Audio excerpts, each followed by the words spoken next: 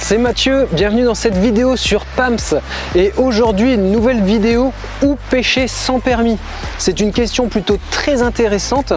Donc la pêche se pratique un peu partout, rivière, cours d'eau, canal, étang, fleuve et en mer bien sûr, mais c'est vrai qu'il y a une notion d'autorisation et le permis de pêche reste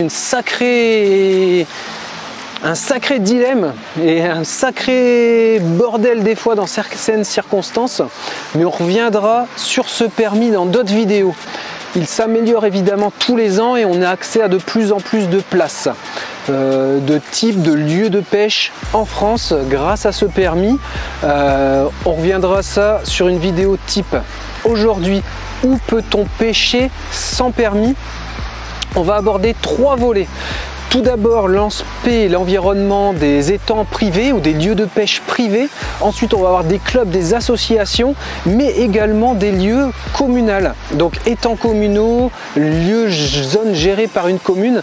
3 aspects que je vous partage un peu dans cette vidéo avec mon expérience.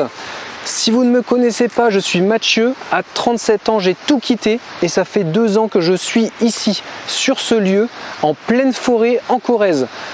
J'ai aménagé un studio, un appartement, rénovation d'une cabane pour non seulement vous accueillir en famille, mais si vous êtes également passionné de pêche, vous proposer une formule pêche sur cet étang qui est en mode carpodrome. Et on attaque tout de suite, j'en profite avec la transition, bien sûr un peu d'autopub. Où peut-on pêcher sans permis? Cet étang en est un bon exemple. On commence avec le premier volet, le volet privé. Alors c'est quoi un étang privé? C'est un étang qui va être en autogestion par un propriétaire ou un groupe de particuliers. Moi dans mon cas, je suis propriétaire d'un étang sur mon lieu de résidence et je propose une location en contrepartie d'un ticket pêche. Donc je vous propose un droit de pêche en contrepartie d'un ticket pêche. Je fonctionne sur une action de pêche, c'est-à-dire que vous venez une journée et en contrepartie de 10 €, vous avez le droit de pêche toute la journée sur l'étang, que ce soit 2 heures de pêche, 3 heures de pêche ou toute une journée sur ce carpodrome en contrepartie de 10 €. Ça peut être un premier exemple de où peut-on pêcher sans permis. Il y a pas mal de privés. Généralement, vous pouvez les retrouver directement sur internet. Le bouche à oreille avec Facebook ou Instagram est très intéressant pour trouver des étangs de pêche privés, forcément. L'avantage d'un privé, en théorie, c'est évidemment le cas ici et des fois on peut être un peu déçu, mais d'une manière générale, on n'est pas du tout déçu. Et quand je vois le sourire que repartent tous les pêcheurs en venant ici, c'est juste génial. Il y a un lieu où forcément on a une belle concentration de poissons et c'est le gros avantage d'aller pêcher chez un privé. Il y a du poisson, c'est fait pour, l'étang est complètement contrôlé, aussi bien la gestion et les rotations des cheptels, gestion de la reproduction. Donc généralement un privé bien géré va vous faire et va vous proposer une belle quantité de poissons. C'est l'avantage, c'est ce qui se passe ici. D'ailleurs ici, je vous parle également rapidement de PAMS, Pêche Astuces Matériel Séjour, cette chaîne où vous êtes, donc une chaîne de pêche sur des astuces, des techniques. Je vous partage tout l'environnement pêche que j'ai accumulé depuis plus de 35 années à pêcher, 30 ans à pêcher, mais vraiment de manière régulière. Et c'est une partie de mes revenus. Cette chaîne PAMS est en train vraiment de s'agrandir super bien. Il y a à peine un mois, on était à 4000 abonnés, on arrive bientôt à 5000 abonnés. Donc c'est juste génial, 1000 abonnés en 2 mois, c'est super cool. D'ici 2 ou 3 semaines, on va être à 5000 abonnés. Donc merci beaucoup pour tout ça. Si vous voulez bien, abonnez-vous, ça m'aide vraiment à développer cette chaîne, à être mieux connu petit à petit de YouTube et puis de tous ces algorithmes de recherche.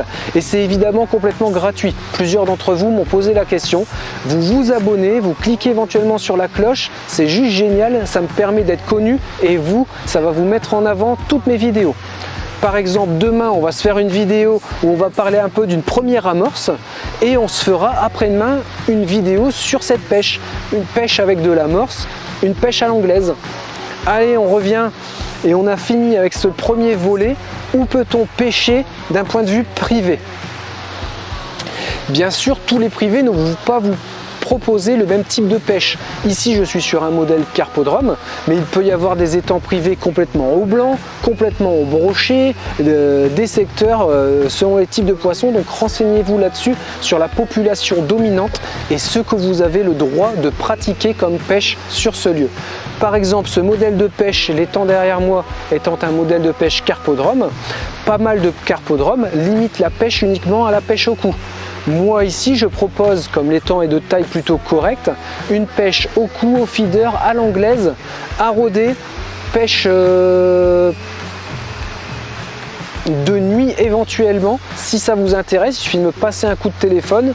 Donc ça c'est plutôt l'avantage d'un lieu privé qui va vous proposer un règlement interne spécifique.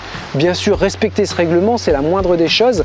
Ici, je mets à disposition un tapis de réception, il n'y a pas de bourriche, on remet tout de suite son poisson à l'eau et on pratique la pêche avec des hameçons sans ardillon.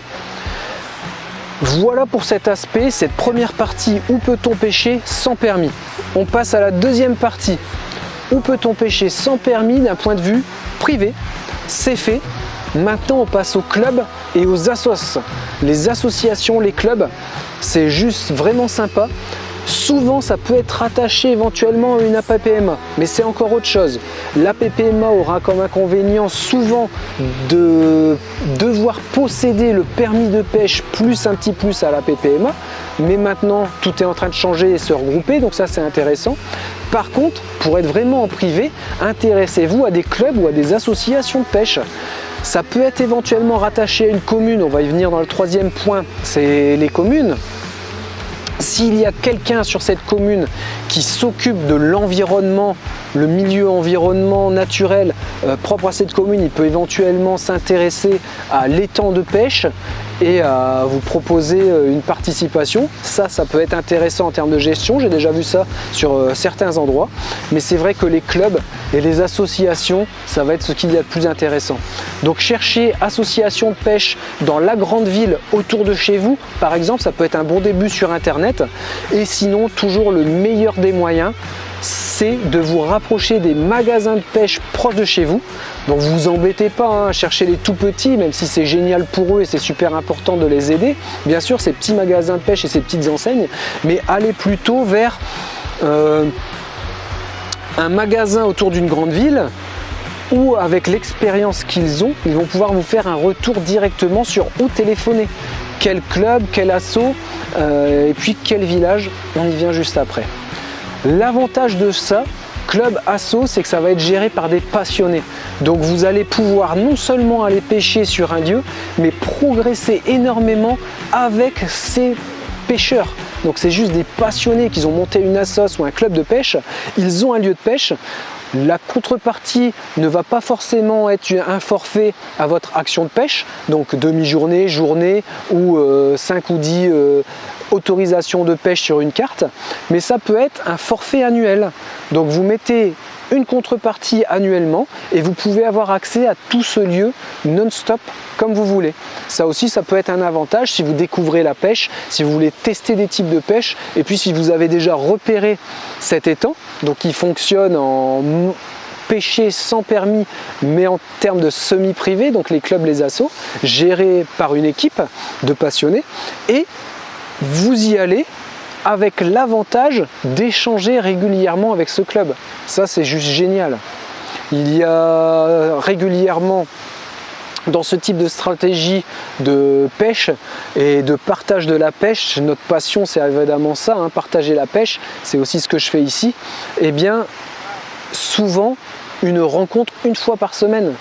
Sous le même, comme un peu un club de sportif, le même principe, à part qu'on est pour la pêche. Et ça, c'est juste génial, c'est hyper convivial et c'est toujours super top à partager parce que on apprend bien sûr individuellement, mais on apprend énormément des autres et ça, c'est top. Allez, voilà, où peut-on pêcher sans permis pour ce deuxième volet. On a fini. Et on va finir avec un troisième volet. Je pourrais dire beaucoup plus de choses bien sûr sur ce thème, mais le troisième volet, on va avoir les communes. Les communes, souvent, vont proposer des lieux de pêche en autogestion. Ils s'en occupent peu entre guillemets. Il peut y avoir un jardinier ou un mec qui est sur les espaces verts de la commune qui va nettoyer le tour de l'étang. Mais ça, c'est des super bons plans, je vous assure. J'ai fait beaucoup d'étangs communaux dans le nord pendant mes 20 premières années de pêche, vraiment entre 10 ans et 25-30 ans. Et bien dans quelques communaux, et c'était juste un régal. Souvent l'étang communal ne va pas forcément vous imposer le permis de pêche, c'est un peu le thème de cette vidéo, mais par contre va demander un permis communal à l'année.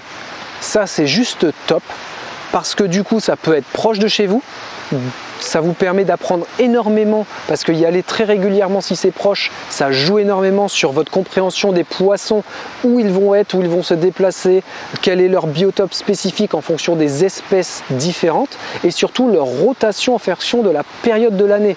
Est-ce qu'ils sont plus sur le fond, à mi-eau, en surface? Vous allez voir ces populations, comment ils vont se déplacer, entre des populations de gardons qui ne vont pas avoir le même comportement début d'année, milieu d'année, fin d'année. Pareil pour les carnassiers, sur leur période de chasse et les zones, et sur ces étangs communaux riches, ça permet de découvrir et d'apprendre énormément. Une cotisation à l'année, souvent c'est ce qui va vous être demandé. Renseignez-vous le plus simple en mairie directement, vous aurez tout de suite soit le retour, est-ce que c'est la commune qui gère, soit est-ce qu'il y a une association qui gère ce plan d'eau. Au moins vous aurez vos indications directes, et les bons plans de ça, c'est souvent des étangs très riches en carpe, et ça c'est juste génial pour se faire des pêches en soirée, même toute l'année.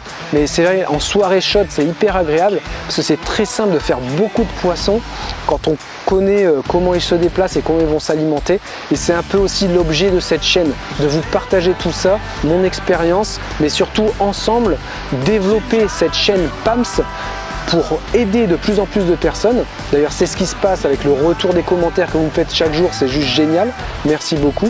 Mais aussi d'apprendre à commencer à cibler des choses plus précises sur les techniques et les astuces de pêche, mais également à vous aider et à vous conseiller petit à petit sur du matériel.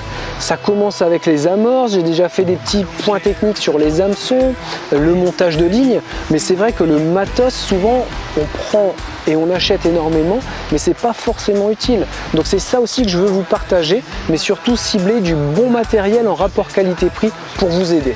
Je pense que c'est très intéressant aussi de développer ça dans les futures vidéos de la chaîne. Bon, merci beaucoup de m'avoir suivi pour cette vidéo aujourd'hui. On se retrouve demain, après-demain avec d'autres vidéos bien sûr. Merci de continuer de partager toutes ces vidéos que je vous propose. Ça m'aide à me faire connaître. Je vous souhaite une très bonne soirée, une bonne journée. À demain, faites de vos rêves votre vie. Salut!